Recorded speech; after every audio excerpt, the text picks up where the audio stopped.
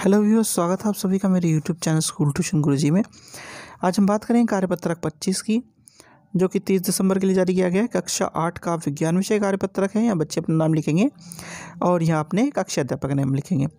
बच्चों, हमारा पाठ चल रहा है प्रकाश, और आज हम पढ़ेंगे ब्रेल लिपि के बारे में, जो कि लुई ब्रेल द्वारा विकसित की गई एक ऐसी पद्धति है जिसके द्वारा जो देखने में अक्षम व्यक्ति हैं वह पढ़ने और लिखने का अपना कार्य कर सकते हैं बच्चों।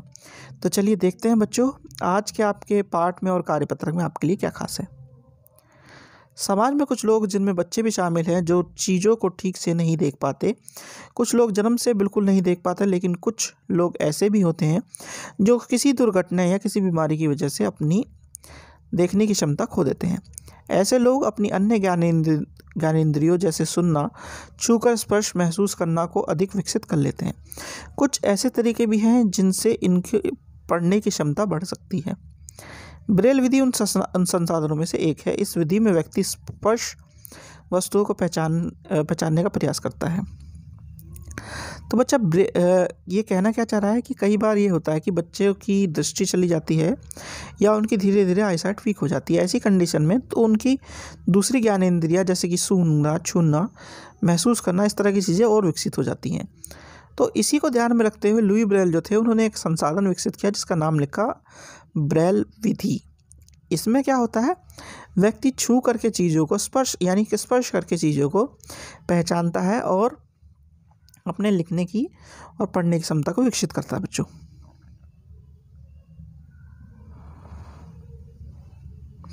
लुई ब्रेल ने पहली बार इस विधि की खोज की, जो खुद एक नेत्रहीन व्यक्ति थे। सामान्य भाषाओं, गणित और वैज्ञानिक संकेतों के लिए ब्रेल कोड है। कई भारतीय भाषाओं को ब्रेल प्रणाली का उपयोग करके पढ़ा और लिखा जा सकता है। इस प्रणाली में 63 डॉट पैटर्न या वर्ण हैं। प्रत्येक कोड एक अक्षर, शब्द या एक व्याकरण के संकेत को दर्शाता है। ब्रेल पाठों को हाथ या मशीन से तैयार किया जा सकता है। आजकल टाइपराइटर जैसी युक्तियों तथा मुद्रण मशीनें विकसित की गई हैं। यानी कि कहना क्या चाह रहा है बच्चों, लुई ब्रेल जिन्होंने ये विकसित किया था वो खुद भी देख सकने में अक्षम थे, और उन्होंने सामान्य भाषाओं, गणित और वैज्ञानिक संकेतों के लिए ब्रेल कोड को विकसित किया। इसमें उन्होंने 63 डॉट पैटर्न का या वर्ण का उपयोग किया, और एक कोड, एक अक्षर, एक व्याकरण संकेत की ओर दर्शाता था। और इसे अब मशीनों के द्वारा और टाइपराइटर के द्वारा भी उत्पादित किया जा सकता है या विकसित किया जा सकता है बच्चों। चलिए आगे देखते हैं बच्चों।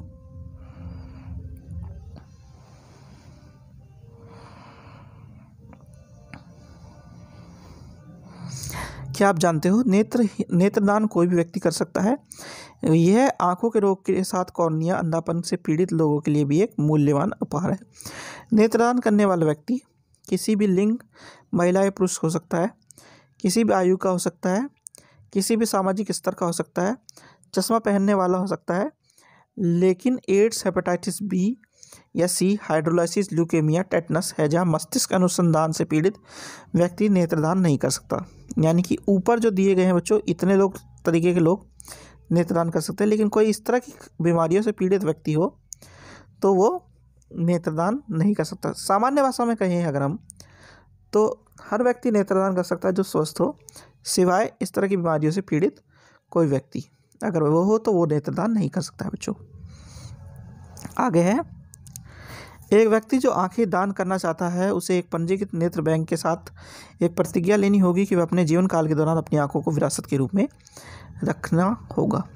यानी कि ये क्या कहना चाहता है बच्चों, कि अगर कोई व्यक्ति अब भविष्य में नेत्रदान करना चाहता है तो उसे पंजीकृत नेत्र बैंक के साथ ये प्रतिज्ञा करनी होगी कि मैं अपनी आंखों का ध्यान रखूँगा और इन्हें विरासत के तौर पर, किसी और की अमानत के तौर पर इनका ध्यान रखते हुए हर वक्त इनका ध्यान रखूँगा, और जब मेरी मृत्यु हो जाएगी तब मैं इसे किसी और को दे दूंगा बच्चों।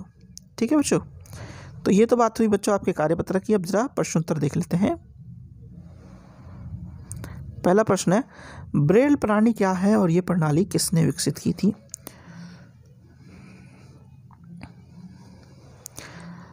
तो बच्चों, ब्रेल प्रणाली 63 डॉट पैटर्न या वर्ण की एक प्रणाली है जिसमें एक कोड एक अक्षर को या शब्द को, व्याकरणिक संदेश को दर्शाता है।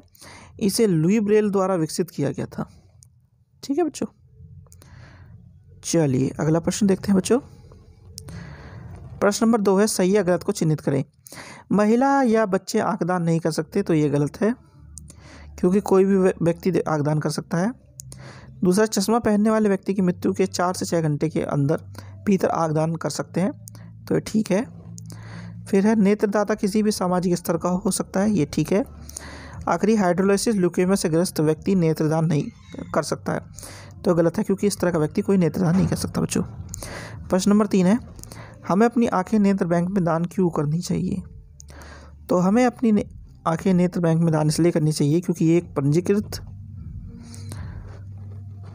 नेत्र दान करने की जगह है जहाँ पे ज़रूरतमंद व्यक्ति जो दृष्टिहीन हो या जिसे कॉर्निया की कोई समस्या हो उसे नेत्र मिल जाए सही तरीके से, इसलिए वहाँ पे नेत्रदान करना चाहिए। ठीक है बच्चों, आशा करता हूँ आपको वीडियो अच्छी लगी होगी। अगर वीडियो अच्छी लगी तो चैनल को सब्सक्राइब करें, वीडियो को लाइक करें, शेयर करें। Thank you.